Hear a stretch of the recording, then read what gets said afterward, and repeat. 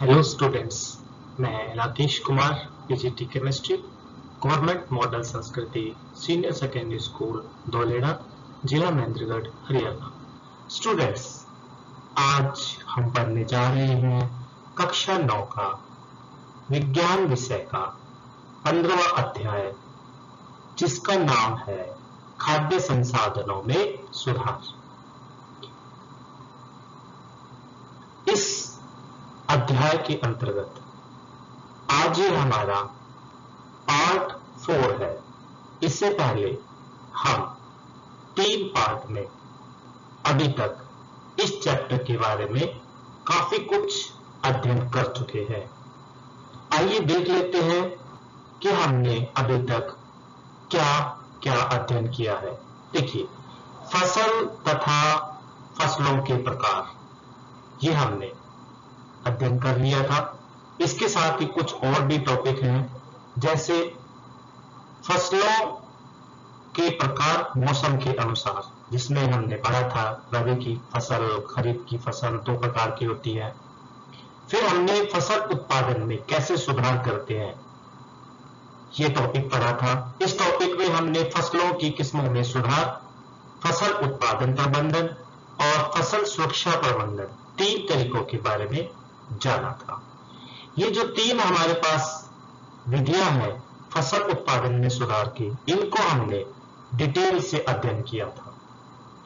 इसमें सबसे पहले हमने फसल की किस्मों में सुधार का अध्ययन किया था, जिसके अंतर्गत हमने उन्नत किस्में, संकरण, जैविक तथा अजैविक प्रतिरोधकता, व्यापक अनुकूलता, ऐच्छिक सस्य विज्ञान गुण, ये हमने फसल की किस्मों में सुधार के अंतर्गत अध्ययन किया था। और इसके ही अगले चरण में हमने फसल उत्पादन में सुधार टॉपिक लिया था, जिसमें हमने पोषक प्रबंधन के बारे में जाना था, पोषक तत्वों के बारे में जाना था कि पोषक तत्व जो हैं, वृहत पोषक तत्व, सूक्ष्म पोषक तत्व 2 प्रकार के होते हैं, और वृहत जिनकी हमारे पौधों को अधिक मात्रा में आवश्यकता होती है, वे पोषक तत्व होते हैं। सूक्ष्म पोषक तत्व, जिन पोषक तत्वों की हमारे पौधों को कम मात्रा में आवश्यकता होती है, उनको सूक्ष्म पोषक तत्व कहते हैं। इसके बाद हमने खाद तथा उर्वरक के बारे में जाना था। खाद क्या होती है, खाद के विभिन्न प्रकार क्या होते हैं, हमने जाना था। कंपोस्ट खाद, वर्मी कंपोस्ट खाद और हरी खाद कैसे तैयार की जाती है और क्या होती है, इनकी क्या खासियत होती है। इसके अलावा हमने इसके बाद उर्वरक के बारे में जाना था, और उर्वरक तथा खाद में क्या अंतर होता है, यह भी हमने पढ़ा था। इसी के अंतर्गत हमने लास्ट टॉपिक में सिंचाई और सिंचाई के तरीकों के बारे में भी जाना था कि सिंचाई क्या होती है, सिंचाई के कौन कौन से तरीके हैं। सिंचाई के लिए कुछ स्रोत जो हम इस्तेमाल करते हैं, जहां से हम अपनी फसल को सिंचाई करते हैं, उन स्रोतों में हमने पढ़ा था कुएं, नलकूप, नहरें। इसके अलावा इसी तरह से जो नदी उन्नयन प्रणाली है, नदी के पानी को इकट्ठा कर दिया जाता है बांध बना करके, फिर उसको अपलिफ्ट किया जाता है। उन्नयन का मतलब अपलिफ्ट किया जाता है, ऊपर उठा करके फिर खेतों के अंदर पानी देने के लिए अर्थात सिंचाई के लिए उपयोग किया जाता है। पानी का संरक्षण करके भी, जो पानी है इधर उधर बह रहा है, उसको अगर हम इकट्ठा कर ले जोड़ के रूप में या कहीं गड्ढे के अंदर, तो उसको भी हम सिंचाई के रूप में इस्तेमाल करते हैं। तो ये जो विधियां थी हमने अभी तक पढ़ी थी। इसके अलावा इसी अध्याय के अंदर हमने ये जाना था कि फसल पैटर्न, अगर हमें फसल उत्पादन में सुधार करना है तो फसलों के पैटर्न को बदलना आवश्यक है। और फसलों के पैटर्न को कैसे बदलते हैं, मिश्रित खेती करके, अंतरा फसलीकरण करके और फसल चक्र अपना करके। तीनों विधियों के बारे में काफी डिटेल में जाना था, हमने उदाहरण पढ़े थे। और इस कृषि के अंतर्गत ही हमने फसल सुरक्षा प्रबंधन के बारे में भी जाना था कि फसल की सुरक्षा करना अति आवश्यक है। हमने जो उत्पादन किया है, इतनी मेहनत की है, उसको अगर हम सुरक्षित नहीं रखेंगे, उसकी अगर हम सुरक्षा नहीं करेंगे, तो हमारी मेहनत पर पानी फिर सकता है। इसी के अंतर्गत हमने पीड़क क्या होते हैं, पीड़क नाशी क्या होते हैं, पीड़क कितने प्रकार के होते हैं? हमने जाना था कि पीड़क खरपतवार के रूप में, कीट के रूप में, रोगाणुनाशक के रूप में जो खरपतवार है वो होते हैं। तो साथ ही हमने यहाँ पर यह भी जाना था कि पीड़कनाशी क्या होते हैं, कीटनाशी क्या होते हैं, इसी तरीके से रोगाणुनाशी क्या होते हैं, खरपतवारनाशी क्या होते हैं, ये सब हमने पढ़ा था। अपनी फसल को सुरक्षित करने के लिए ये इन सब चीजों का होना आवश्यक था, है ना। इसके अलावा हमने क्या पढ़ा था? हमने पढ़ा था अनाज का भंडारण। जब हम अनाज का भंडारण करते हैं तो उस भंडारित अनाज की सुरक्षा करना भी हमारा ही दायित्व है। अगर हमने वहां पर ध्यान नहीं रखा तो वो भी खराब हो सकता है। जो भंडारित अनाज है उसको खराब करने में दो तरीके के जो कारक है, जैविक कारक जिसमें बताया था मैंने, कीट पतंगे हैं और चूहे हैं, पक्षी हैं, ये आते हैं। इसके अलावा अजैविक कारक भी हमारे भंडारित अनाज को खराब कर सकते हैं। जैसे हमने बीजों के अंदर अतिरिक्त नमी छोड़ दी है, गीला अनाज इकट्ठा करके हमने बोरों के अंदर या फिर हमने टंकी के अंदर भर के रखा है तो वो खराब हो सकता है। या उसके अंदर बहुत ज्यादा गर्मी है, फसलें ऐसी होती है जो अधिक तापमान को सहन नहीं कर सकती, तो बहुत ज्यादा गर्म तापमान पे भी नहीं रखना है हमें। तो हमें ऐसे कारक जैसे तापमान है, नमी है, ये अजैविक कारकों में आते हैं जो हमारी फसल को नुकसान पहुंचाते हैं।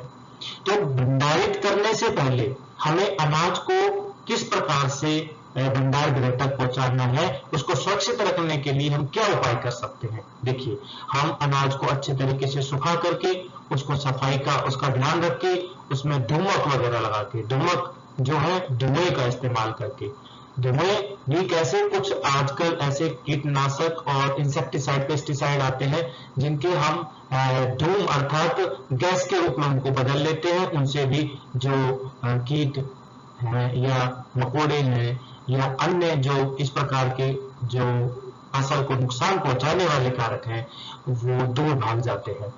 और भंडारण उपकरण, भंडारण उपकरण का मतलब कि हम अपने अनाज को कौन से उपकरणों में, किन बर्तनों के अंदर या किन बोरों के अंदर या किस धातु की बनी हुई टंकी के अंदर रख रहे हैं। इसी प्रकार से हम बोरों के अंदर भी भर के नहीं रखेंगे, क्योंकि जो बोरे होते हैं उनको चूहे वगैरह काट देंगे या चींटियां उनके अंदर घुस जाती हैं, तो वहां भी सुरक्षित नहीं है। तो हम धातु की बनी हुई टंकी का इस्तेमाल करें तो ज्यादा अच्छा होगा। तो ये हमारे पास कुछ इस तरीके की विधियां थी जिनसे हम अपने अनाज को सुरक्षित भंडार गृह में रख सकते हैं। यह सब कुछ हम अध्ययन कर चुके थे। आज हम शुरू करने जा रहे हैं इस अध्याय का अगला पार्ट, जिसमें हम अध्ययन करेंगे पशुओं के बारे में, क्योंकि केवल फसल उगाना ही कृषि नहीं है। खाद्य संसाधन हमें केवल फसलों से ही नहीं मिलते हैं, हमें खाद्य संसाधन जो प्राणी हैं, जो जीव हैं, उनसे भी मिलते हैं। और जो हमारे जीव हैं उनको अच्छे तरीके से संभाल के रखना, उनके खान पान का ध्यान रखना, उनका प्रजनन का ध्यान रखना, उनको वैज्ञानिक ढंग से रखना, साफ सफाई से रखना, यही तो पशुपालन होता है। तो पशुपालन में हम किन किन बातों का ध्यान रखेंगे और ऐसे कौन कौन से जीव हैं या जंतु हैं जिनको हम पशुपालन के लिए उपयोग करते हैं, यही जानना है अभी हमें। तो चलिए देखते हैं सबसे पहले कि पशुपालन किसे कहते हैं, पशुपालन का अर्थ क्या है। देखिए, पशुपालन का अर्थ है आर्थिक रूप से महत्वपूर्ण पशुओं का वैज्ञानिक ढंग से खान पान, प्रजनन एवं देखभाल करना, ये पशुपालन कहलाता है।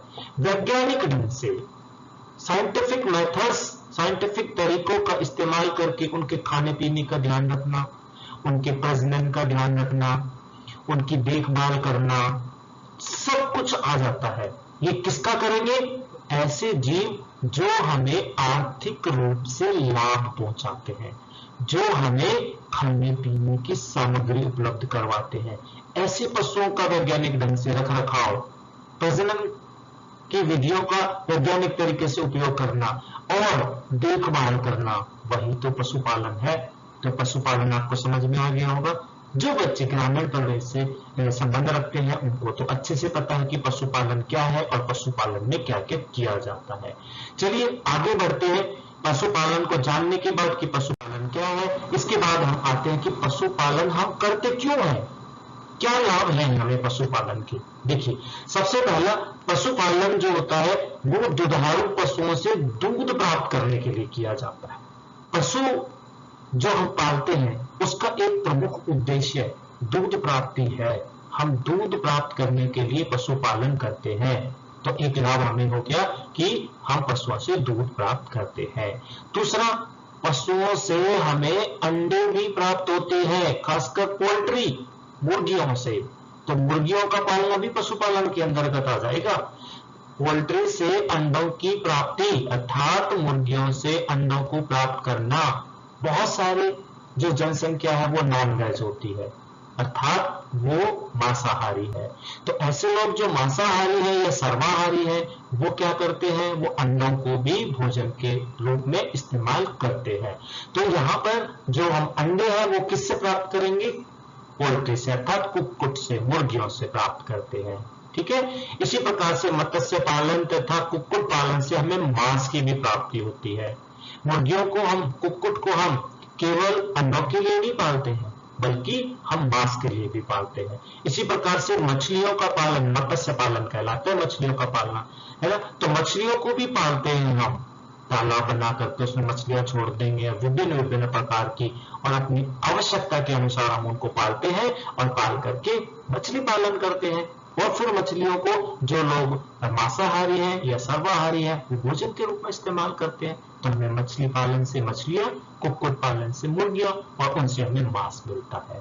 इसी प्रकार से हमें पशुओं से अपशिष्ट पदार्थ भी मिलता है, जैसे पशुओं से गोबर मिलता है, उनका मलमूत्र जो होता है वो होता है। पशुओं से हमें खाल मिलती है, पशुओं से हमें हड्डियां मिलती है। बहुत सारी चीजें जो अपशिष्ट पदार्थ है उनको भी हम उपयोग करते हैं, उनको हम खाद बनाने में उपयोग करते हैं। जैसे पशुओं के गोबर से खाद बना लेंगे, मलमूत्र जो होता है पशुओं का उसको हम खाद बनाने के लिए इस्तेमाल करते हैं। चमड़ा है उससे बैग, बेल्ट, बहुत सारा सामान बनाया जाता है ना। तो ये सब हमें पशुपालन से ही मिलता है। इसके अलावा मधुमक्खी, मधुमक्खियों से तो हमें शहद मिलता है, मधु जिसको कहते हैं, और मोम मिलता है। तो ये जो मधुमक्खियों को भी हम पालते हैं, और मधुमक्खियों का पालन भी कृषि के अंतर्गत आता है। और मधु जो है, शहद जो है, वह हमारी एक खाने की सामग्री है। तो हमें उसमें भी सुधार की आवश्यकता है कि हम कैसे अधिक से अधिक शहद प्राप्त करें, है ना। इसके अलावा हम पशुओं की कृषि पद्धतियों में प्रयोग में लाते हैं, अर्थात इसका मतलब सीधा सा ये है कि जो हमारे पशु है ना वो केवल खाने पीने का ही सामान उपलब्ध नहीं करवाते हैं, बल्कि जो हम खेती करते हैं, खेती बाड़ी के अंदर भी पशुओं का उपयोग किया जाता है। हल चलाने के लिए बैल का इस्तेमाल करते हैं, भैंसे का इस्तेमाल करते हैं, ऊंट का इस्तेमाल करते हैं। इसी प्रकार से बोझा ढोने के लिए भी घोड़ों का इस्तेमाल करते हैं, खच्चर का इस्तेमाल करते हैं। ये सब पशुपालन के अंदर ही तो है। तो पशुओं का उपयोग हम केवल खाने पीने की चीजें नहीं अपितु अन्य कार्यों के लिए भी उपयोग करते हैं। तो हमें पशुपालन से बहुत सारे लाभ है ना। ये कुछ यहाँ पर बताए गए हैं, आपने इनको ध्यान से देख लिया होगा। ठीक है, तो चलते हैं आगे हम पशुपालन के लाभ की बात कि पशु कितने प्रकार के होते हैं, उनके कार्य के हिसाब से। पशुओं के कार्य के हिसाब से पशुओं को मुख्य रूप से दो भागों में बांटा गया है।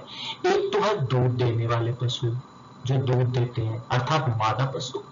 जो मादा पशु होते हैं, फीमेल जो लाइव स्टॉक है उसका हम इस्तेमाल करते हैं मिल्क के लिए, दूध के लिए। इसमें दूध देने वाले जानवर सम्मिलित होते हैं, जैसे मादा पशु में गाय है, भैंस है ना। गाय है जो कई नस्ल की होती है, हमने देखा होगा। जैसे हमारे जो यहाँ आसपास गाय मिलती है, हम कहते हैं देसी नस्ल की गाय है, ये जर्सी नस्ल की गाय है। ऐसी ही एक गाय का हमारे पास यहाँ पे साइंटिफिक नाम लिखा हुआ है, वैज्ञानिक नाम, बॉस इंडिकस।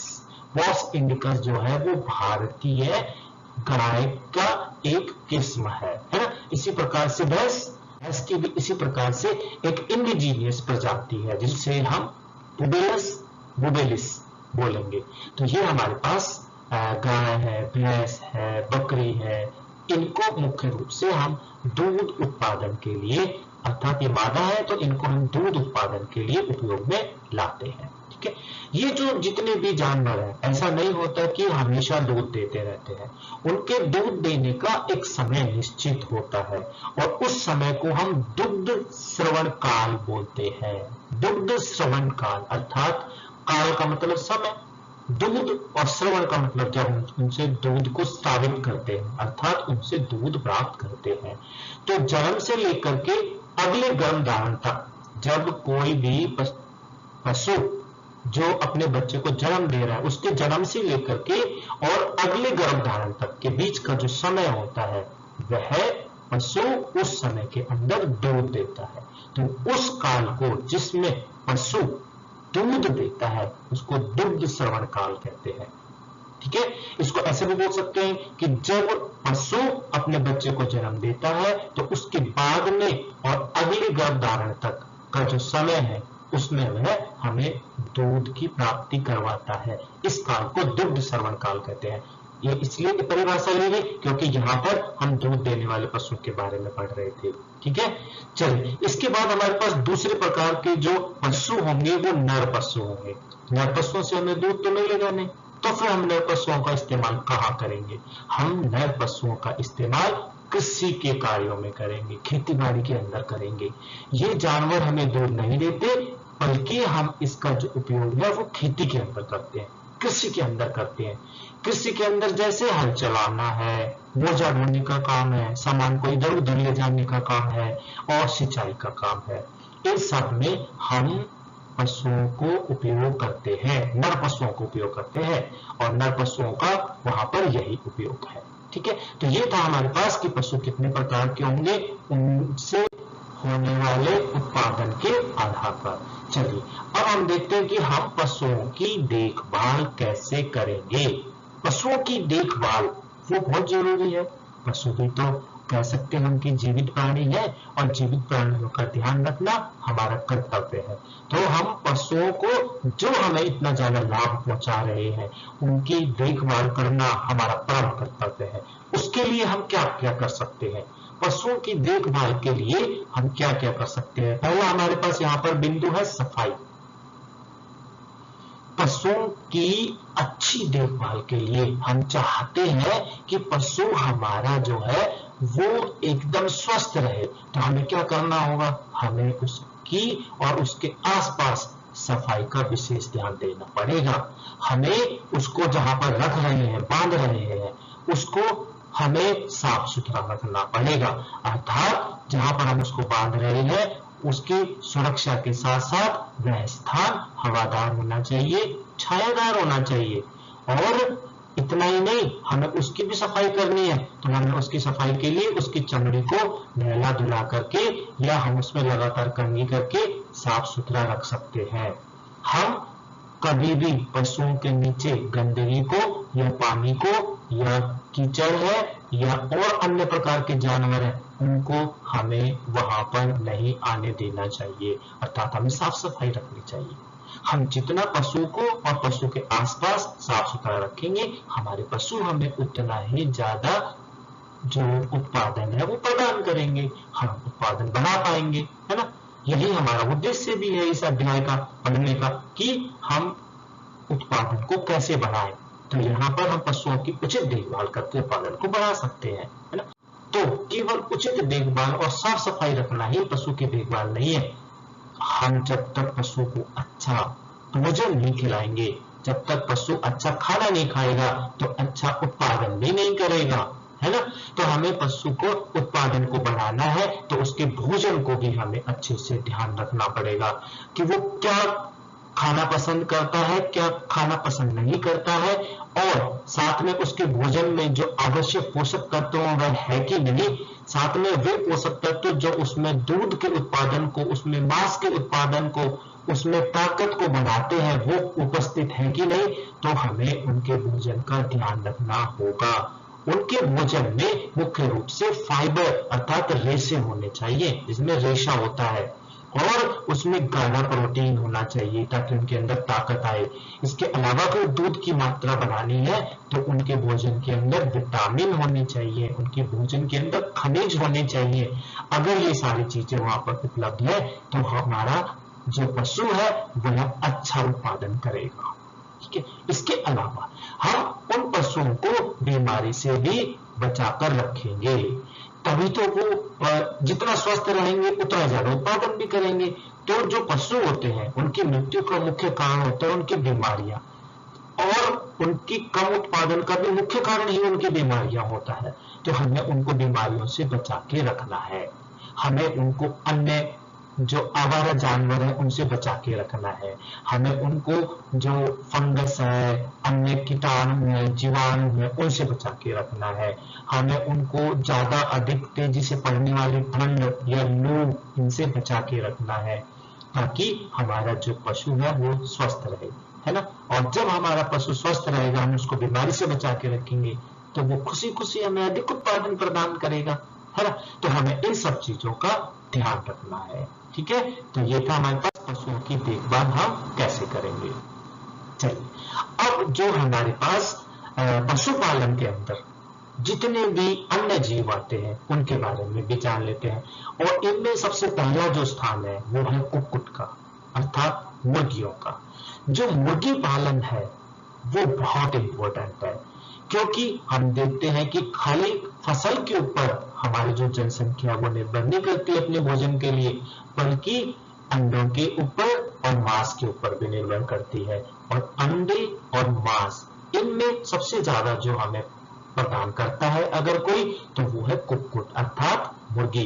तो मुर्गी जो होती है उसका हम क्यों पालन करते हैं? देखिए, अंडे तथा कुक्कुट मांस के उत्पादन के लिए जो है वो उत्पादन को बढ़ाने के लिए हम मुर्गियों का पालन करते हैं। हम मुर्गियों का पालन क्यों करते हैं? अंडों के लिए और मांस के लिए करते हैं। अंडे भी हमें मुर्गियों से मिलते हैं और मांस भी हमें मिलते हैं। दोनों ही हमारे भोजन में जो प्रोटीन की कमी है उसको पूरा करते हैं। अंडे प्रोटीन का बहुत अच्छा स्रोत है और मांस भी प्रोटीन का बहुत अच्छा स्रोत है। तो अगर हमें चाहिए कि हमें प्रोटीन लेना है तो हम क्या करेंगे? हम अंडों को और मुर्गियों के मांस को अपने भोजन के अंदर शामिल कर लेंगे, ताकि हमें प्रोटीन की कमी ना रहे।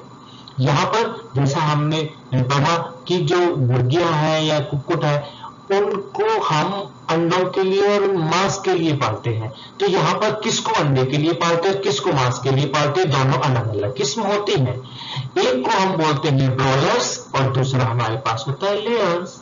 ब्रॉयलर्स क्या होते हैं? जिन मुर्गियों को हम मांस के लिए पालते हैं, जिनसे हमें मांस लेना होता है, उनको हम ब्रॉयलर्स कहते हैं। ठीक है, तो वे चूजे मुर्गी का छोटा रूप, मुर्गी के बच्चे कौन चूजे बोलते हैं। तो जिन चूजों को, जिन मुर्गियों को हम मांस के लिए पालते हैं उनको हम ब्रॉयलर कहते हैं। ये जो है जन्म के तुरंत बाद जल्दी जल्दी बढ़ना शुरू करते हैं। ये जो मुर्गियां होती है जल्दी जल्दी बढ़ के और बड़ी हो जाती है साइज में, अर्थात इनमें मांस की वृद्धि हो जाती है। तो इनके खान पान का हमें विशेष रूप से ध्यान रखना होता है, तभी ये अच्छा उत्पादन करती है और अच्छा मांस हमें उत्पादित करती है। इनको हम जन्म से 6 से 8 हफ्ते के बीच में इस्तेमाल करते हैं। जन्म जब इनका होता है, अंडे से बाहर जब ये आते हैं तो 6 से 8 सप्ताह के दौरान ही जब ये बढ़ जाती है काफी, तो हम इनका उपयोग, इनको हम भोजन के अंदर करते हैं, अर्थात इनका उपयोग हम मांस के लिए कर लेते हैं। ठीक है, इसके अलावा जो दूसरे प्रकार की हमारे पास मुर्गियां हो गई वो हो गई लेयर। लेयर कौन सी होती है? लेयर वो मुर्गी या वो चूजे होते हैं जिनको हम अंडों के लिए पालते हैं। ये हमें मांस दे ना दे, इनमें अगर मांस की हम मात्रा भी देखेंगे तो वो बहुत काफी कम रहेगी ब्रॉयलर्स की तुलना में, लेकिन इनमें खासियत है कि ये अंडे ज्यादा उत्पादित करती है। इनसे हमें अंडे अधिक मात्रा में मिलते हैं और अंडों का इस्तेमाल हम यहाँ पर जो है वो अपने भोजन के लिए कर लेते हैं। तो लेयर क्या हो गई? लेयर वो चूजे या मुर्गी हो गई जिनका उपयोग हम अंडों के लिए करते हैं। ठीक है, और जब ये मुर्गियां बड़ी हो जाती हैं, वयस्क हो जाती हैं, तब ये अपने अंडों का उत्पादन करना शुरू करती हैं। और अंडे उत्पादन इनका जो है दिन में 2 भी हो सकते हैं, दिन में 1 भी हो सकता है, वो विभिन्न विभिन्न प्रकार की किस्मों पर निर्भर करता है। तो सीधा सा मतलब है ब्रॉयलर्स और लेयर्स 2 प्रकार के हम इनको भागों में बांटते हैं, इनसे मिलने वाले पदार्थों के आधार पे। इसके बाद हम चलते हैं कि हमारे पास जो मुर्गी उत्पादन है उसमें जो विभिन्न प्रकार की जो किस्में हैं नई नई, वो हम विकसित करते हैं। और मुर्गियों के अधिक उत्पादन के लिए हम किन किन बातों का ध्यान रखेंगे? देखो, हम जो मुर्गियों को निम्नलिखित विशेषताओं के कारण संकरण करा करके नई नई किस्में विकसित करते हैं। अगर हमें मुर्गी उत्पादन बढ़ाना है, हमें मांस उत्पादन बढ़ाना है, हमें अंडे का उत्पादन बढ़ाना है, तो हमें उनकी वैरायटी को अर्थात उनकी किस्म को सुधारना पड़ेगा। कोई मुर्गी 1 अंडे देती है तो हम 1 अंडे से उत्पादन करके अधिक लाभ नहीं कमा सकते। हम अपना जनसंख्या का पेट 1 अंडे देने वाली मुर्गी से नहीं भर सकते, तो हमें अधिक उत्पादन की आवश्यकता है। अधिक उत्पादन के लिए हमें उनकी किस्मों को सुधारने की आवश्यकता है। तो किस्मों को सुधारने के लिए हम क्या करते हैं? संकरण करवाते हैं। तो वहां पर जब हम संकरण करवाते हैं तो संकरण एक अच्छे गुण वाली मुर्गी का किसी दूसरे और अच्छे गुण वाली मुर्गी के साथ संकरण करवा करके नई किस्म उत्पादित करना, वो कहलाता है संकरण। संकरण है ना। तो हम संकरण करवा करके नई वैरायटी प्राप्त करते हैं। इससे क्या होगा? चूजों की संख्या अधिक बढ़ेगी और अच्छी किस्म होगी, कम खर्च होगा जिससे हम उनका रख रखाव कर पाएंगे। छोटे कद के ब्रॉयलर माता पिता चूजों के व्यावसायिक उत्पादन हेतु भी हम उनका इस्तेमाल कर लेंगे। उनमें गर्मी सहने की क्षमता भी अधिक होगी, उच्च तापमान को सहने की क्षमता अधिक होगी। ये सारे के सारे गुण कब आएंगे? जब हम नई वैरायटी को उत्पन्न करेंगे, अर्थात नई किस्म को बनाएंगे। तो मुर्गी उत्पादन को अगर हमें बढ़ाना है तो हमें संकरण करवा करके नई किस्में मुर्गियों की, नई वैरायटी मुर्गियों की वो तैयार करनी है, ताकि उनमें ये सारे जो गुण है हमारी स्क्रीन पे है ना, ये सारे गुण उसके अंदर आ जाए। तो इन गुणों को प्राप्त करने के लिए ही हम क्या करते हैं? नई वैरायटी उत्पन्न करते हैं। चलिए अब हम चलते हैं मछली उत्पादन की तरफ। मछलियां हमारे भोजन के अंदर शामिल एक अभिन्न अंग है। जो लोग मांसाहारी हैं वो मछलियों को अपने भोजन के रूप में इस्तेमाल करते हैं। मछलियां खासकर उन क्षेत्रों में तो भोजन के रूप में इस्तेमाल की जाती है जो समुद्र के तट के आसपास है। साथ ही उन सभी क्षेत्रों में भी इस्तेमाल की जाती है जहां पानी की उपलब्धता अधिक है, क्योंकि जहां पानी है वहां मछलियों को पाला जा सकता है, मछलियों का उत्पादन किया जा सकता है। तो मछलियां जो होती है उनको हम अपने भोजन के अंदर वहां पर अधिक इस्तेमाल करते हैं जहां समुद्र तट है, जहां पानी की अधिकता है। क्यों करते हैं हम मछलियों को अपने भोजन के रूप में इस्तेमाल? देखिए, मछलियां जो होती है वो हमारे भोजन में प्रोटीन की कमी को पूरा करती है। प्रोटीन का बहुत अच्छा स्रोत होती है मछली। जिस भी मनुष्य के अंदर प्रोटीन की कमी है वो अपने भोजन में मछली का इस्तेमाल आरंभ कर दे तो उसकी प्रोटीन की कमी को दूर किया जा सकता है। मछलियां कई प्रकार की होती है, लेकिन यहाँ पर हमने 2 भागों में बांटा हुआ है। एक वो मछलियां जिनके पंख होते हैं। पंख, यहाँ पर उड़ने वाले पंख की बात हम नहीं कर रहे हैं। पंख फिंज कहते हैं जिनको इंग्लिश में।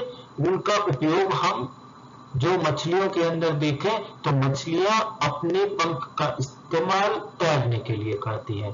तो पंख युक्त मछलियां ये स्वच्छ जल में, साफ जल में पैदा होने वाली मछलियां होती हैं।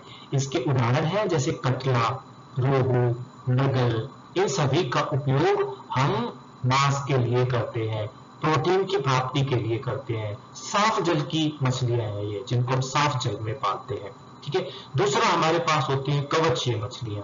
कवचीय मछलियां अर्थात स्केल्स वाली, जो जिनके बॉडी के ऊपर, जिनके शरीर के ऊपर स्केल्स होते हैं, कवच होता है, छिलके टाइप में होते हैं, उसको बोलते हैं कवचीय मछलियां। जैसे प्रॉन है, मोलस्का है, वो इसके अंदर आ जाती है। इसके बाद हम मछलियों का जो पालन है वो क्यों करते हैं? इसका हमने बताया कि मछलियों का जो पालन है वह हम किसके लिए करते हैं? प्रोटीन की प्राप्ति के लिए विशेष रूप से करते हैं। मछली पालन में हम मछलियों का संवर्धन भी करते हैं। संवर्धन का मतलब उनको बढ़ाते हैं। तालाब के अंदर मछलियों का बीज ला के डाल देंगे, वो छोटी छोटी मछलियां जो है बड़ी होती चली जाएंगी और वहां पर उनका उत्पादन कर लेंगे हम, फिर उनको पकड़ के मांस के लिए इस्तेमाल कर लेते हैं। मछलियों की अलग अलग वैरायटी को भी हम एक ही तालाब के अंदर इस्तेमाल कर सकते हैं। एक ही तालाब में हम 3 प्रकार की मछलियों का उपयोग कर सकते हैं। एक जो है वो सरफेस फीडर, जो ऊपर पानी के ऊपर जो है अपना भोजन प्राप्त करेंगी। एक जो बीच में मिडिल फीडर होती है, जो बीच में पानी के तली में और ऊपर नहीं बल्कि बीच में रहेंगी, वहां पर वो अपना भोजन इस्तेमाल करती है। और तीसरा बॉटम फीडर होती है, जो पानी की तली में रहती है। तो एक साथ 3 वैरायटी की मछलियों को एक तालाब में या एक जगह हम पाल करके बड़ा कर सकते हैं, वो मछली संवर्धन कहलाता है। ठीक है, चलिए अब चलते हैं हम अपने मधुमक्खी पालन की ओर। मधुमक्खी पालन, मधुमक्खी सभी जानते हैं, हनी भी, हनी को कौन नहीं जानता, अर्थात शहद। शहद हमें किससे प्राप्त होता है? मधुमक्खियों से प्राप्त होता है। तो मधुमक्खियों का पालन भी करते हैं बहुत से लोग। आपने देखा होगा, आपने से बहुत से बच्चों ने देखा होगा कि आर्टिफिशियल जो छत्ते हैं वो बना के अपने खेत में या फार्म में रख देते हैं। वहां पर मधुमक्खियों को ला करके उन छत्तों के अंदर छोड़ दिया जाता है। मधुमक्खियां वहां पर पहले अपनी संख्या बढ़ाती है, संख्या बढ़ा करके फिर वो वहां पर क्या करती है, मधु का उत्पादन करती है, शहद का, और उन छत्तों में शहद भर देती है। छत्तों से शहद को अलग कर लिया जाता है, मार्केट में बेच दिया जाता है। कि शहद जो होता है वह शर्करा का, शुगर का, मिठास का बहुत अच्छा स्रोत है। उसमें केवल मिठास ही नहीं होती है, उसमें बहुत सारे तत्व भी पाए जाते हैं। ठीक है, तो चलिए जानते हैं कि मधुमक्खी पालन में क्या किया जाता है। मधुमक्खी पालन वह अभ्यास है जिसमें मधुमक्खियों की कॉलोनी को बड़े पैमाने पर रखा जाता है, उन्हें संभाला जाता है, उनकी देखभाल की जाती है ताकि उनसे शहद प्राप्त हो सके। मधुमक्खियों से शहद तो प्राप्त होता ही है, मोम भी प्राप्त होता है। अधिकतर किसान जो होता है वो मधुमक्खियों को जो है अन्य आय स्रोत के लिए इस्तेमाल करते हैं, धन प्राप्ति के लिए भी मधुमक्खी का पालन करते हैं। जो मधुमक्खी पालन है वो एपरीज जिसको हम कहते हैं, एपरीज जो है वो एक मधुमक्खी पालन की टेक्निक ही है जिसमें हम मधुमक्खियों को पालते हैं और उनसे उत्पादन प्राप्त करके और धन कमाते हैं। ठीक है, क्या होता है एपीयरी? देखिए, एपीयरी जो होता है, एपीयरी एक ऐसी व्यवस्था होती है जिसमें मधुमक्खियों को पाला जाता है, मन चाहे जगह पर उनको छत्ता बना दिया जाता है और उनको अनुशासित तरीके से अनुशासन में रख करके इस प्रकार से रखते हैं कि वहां पर वो मकरंद और पराग लाए और उन छत्तों के अंदर इकट्ठा करें। जो चारागाह होते हैं जहां पर फूलों की अधिकता होती है, जहां पर बहुत सारे छोटे छोटे पेड़ पौधे होते हैं, चरागाह जहां पशुओं को चराने के लिए ले जाते हैं, उन स्थानों को हम बोलते हैं चरागाह। तो वहां पर फसल तो होती ही है, साथ में वहां पर ऐसे जो पौधे वो भी होते हैं जिनके अंदर फूलों की अधिकता होती है। खासकर जो एपीयरी है उसी स्थानों पर की जाती है। एपीयरी के अंदर हम छत्ते बना देंगे, छत्ते बनाकर मधुमक्खियां रख देंगे ऐसी जगह पे जहां चरागाह है, तो मधुमक्खियां जाएंगी और उन चरागाहों से मकरंद और पराग इकट्ठा करके लाएंगी और छत्तों के अंदर शहद के रूप में उनको जमा कर देंगी। तो इस प्रकार से हम ये जो व्यवस्था होती है जिसमें अधिक मात्रा में मधुमक्खियों को अच्छी जगह पर रख करके अनुशासित तरीके से रख करके और शहद की प्राप्ति करते हैं, उसको हम एपीयरी कहते हैं। भारत में जो मधुमक्खी का पालन है वो बहुत अधिक किया जाता है और शहद की प्राप्ति की जाती है। भारत के अंदर जो मधुमक्खी पालन किया जाता है उसमें कुछ भारतीय किस्म की मधुमक्खियों का इस्तेमाल किया जाता है, कुछ बाहर विदेशों की जो मधुमक्खियां हैं उनका भी यहाँ पर पालन किया जाता है। जिस मधुमक्खी में अच्छे गुण होते हैं उनका पालन किया जाता है। ऐसी ही कुछ मधुमक्खियां जो हमारे देश के अंदर मिलती है उनमें एपिस सेलेना इंडिका सामान्य भारतीय मधुमक्खी है। इसके अलावा एपिस डोरसेटा ये एक साल मधुमक्खी है और एपिस फ्लोरी ये भी छोटी मधुमक्खी होती है जिसका साइज बहुत छोटा होता है। इसके अलावा हमारे देश से बाहर से भी कुछ मधुमक्खियां जो है वो मंगाई जाती है और जैसे यूरोप है, यूरोप से मंगाई जाने वाली एपिस मेलिफेरा एक ऐसी मधुमक्खी है जिसको हम विदेश से मंगवाते हैं। और जो ये एपिस मेलिफेरा है जो हमने यूरोप से मंगाई थी उस मधुमक्खी के अंदर क्या क्या खासियत है, उसके क्या लाभ? देखिए, जो एपिस मेलिफेरा है एपिस मेलिफेरा से शहद एकत्र करने की जो क्षमता होती है वो हमें बहुत ज्यादा मिल जाती है। तो एपिस मेलिफेरा जो है वो हमें अधिक से अधिक शहद इकट्ठा करने में हेल्प करती है। इसके अलावा इसमें प्रजनन क्षमता जो है वो बहुत ज्यादा होती है। प्रजनन क्षमता का मतलब है कि यह हमें अधिक से अधिक मधुमक्खियां बढ़ाने में भी सहायता करती है, जल्दी जल्दी मधुमक्खियां पैदा करती है। तो जितनी ज्यादा मधुमक्खियां होंगी उतना ज्यादा शहद होगा। तो जिससे मधुमक्खी की प्रजनन क्षमता अच्छी है, शहद भी ज्यादा उत्पादन करेगा, है ना। तो इस प्रकार से शहद भी अधिक उत्पादित करेगी। इसके अलावा यह कम डंक मारती है, काटने की जो क्षमता है, इसको डंक मारने की जो क्षमता है वो कम होती है एपिस मेलिफेरा में। इसके अलावा यह लंबे समय तक एक ही निर्धारित छत्ते में भी रह सकती है, अपना छत्ता जल्दी से नहीं बदलती है एपिस मेलिफेरा। तो यूरोपीय जो ये किस्म है एपिस मेलिफेरा, ये हमारे शहद उत्पादन के हिसाब से एक अच्छी किस्म है। ठीक है। शहद क्या होता है? देखिए, शहद एक गाढ़ा मीठा तरल पदार्थ है। मीठा होता है, लिक्विड होता है, सबने देखा है। इसको हम दवाई के रूप में भी इस्तेमाल करते हैं। इसमें जो शर्करा है अर्थात शुगर है अर्थात मिठास है, उसको प्राप्त करने के लिए भी इसका उपयोग किया जाता है। इसमें प्राप्त किया जाता था ऊर्जा को बहुत भरी हुई होती है शहद के अंदर। तो आपको अवश्य ही रोजाना, अगर डॉक्टर ने मना नहीं किया है तो 1 चम्मच शहद का इस्तेमाल करना चाहिए। ये सारी चीजें हमें शहद से मिलती हैं। तो शहद प्राप्ति के लिए हम क्या करते हैं? मधुमक्खियों का पालन करते हैं, और मधुमक्खियों से शहद प्राप्त करते हैं। इसके बाद हम चलते हैं आगे कि चरागाह क्या होते हैं। देखिए, चरागाह जो होते हैं, अभी मैंने बताया था आपको कि ये वे स्थान होते हैं जहां पर हम अपने पशुओं को चराने के लिए ले जाते हैं, पशुओं को हम घुमाने के लिए ले जाते हैं, जहां पर बहुत सारे चारे वाली फसलें या बहुत सारे अन्य जो फसलें हैं वो या अन्य पौधे हैं वो उगे होते हैं, वहां पर फूल भी बहुत अधिक होते हैं। तो चरागाह मधुमक्खियां जिन स्थानों पर मधु एकत्र करती है उसे मधुमक्खी का चरागाह कहते हैं। पशुओं का भी चरागाह होता है तो मधुमक्खियों का भी चरागाह बोला जाएगा उसे, जहां पर मधुमक्खियां अपना मकरंद के लेने के लिए, पराग लेने के लिए जाते हैं, वह स्थान क्या कहलाता है? चरागाह कहलाता है। तो पशुओं के चरागाह से भी मधुमक्खियां लाती है, और मधुमक्खियों का चरागाह जहां विशेष रूप से फूलों की फसल उगाई गई है, फूलों के पौधे हैं, वहां से मधुमक्खियां लाती है, तो उनको हम मधुमक्खियों का चरागाह भी कह सकते हैं। चरागाह के फूलों की जो किस्में होती हैं वो शहद के स्वाद को, शहद की गुणवत्ता को, उसकी क्वालिटी को, उसकी टेस्ट को प्रभावित करती है कि वो कौन से फूलों से अपना मकरंद लेकर के आ रही है। तो वो शहद की क्वालिटी को क्या करता है? डिसाइड करता है। इसी तरीके का एक उदाहरण है कश्मीर का बादाम शहद। कश्मीर का जो बादाम शहद है वो इसीलिए प्रसिद्ध है क्योंकि जो बादाम की फसल होती है वहां से मधुमक्खियां मकरंद और पराग एकत्र करती है और वहां पर उसका शहद का उत्पादन करती है। आइए अब हम कुछ प्रश्न देख लेते हैं आपके गृह कार्य के लिए। पहला हमारे पास प्रश्न है, ब्रॉयलर तथा अंडे देने वाली लेयर में क्या अंतर है? आपको बताना है कि ब्रॉयलर जो चूजे होते हैं और अंडे देने वाले जो चूजे होते हैं लेयर, उन दोनों में क्या अंतर है। इसके बाद हमारे पास दूसरा प्रश्न है, पशुओं की नस्ल सुधार के लिए हम कौन सी विधि का उपयोग करते हैं और क्यों?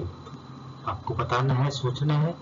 इसके बाद तीसरा प्रश्न है आपके लिए, मधु उत्पादन के लिए प्रयुक्त मधुमक्खी में कौन से अच्छे गुण होने चाहिए? अच्छे गुण कौन से हैं मधुमक्खी के जिनको हम मधुमक्खी पालन में उपयोग कर सकते हैं? इसके बाद पशुपालन के क्या लाभ है, हमने पढ़ा था पशुपालन के जो लाभ है वो। इसके बाद चरागाह क्या होते हैं और ये मधु उत्पादन में किस प्रकार से हमारी सहायता करते हैं, यह मधु उत्पादन से कैसे संबंधित है। इसके बाद लास्ट है हमारे पास उत्पादन बढ़ाने के लिए कुक्कुट पालन, मत्स्य पालन और मधुमक्खी पालन में क्या समानताएं हैं, ये हमें बताना है। तो ये था आज का आपका गृह कार्य। आप सभी ने ध्यान से सुना, इसके लिए धन्यवाद।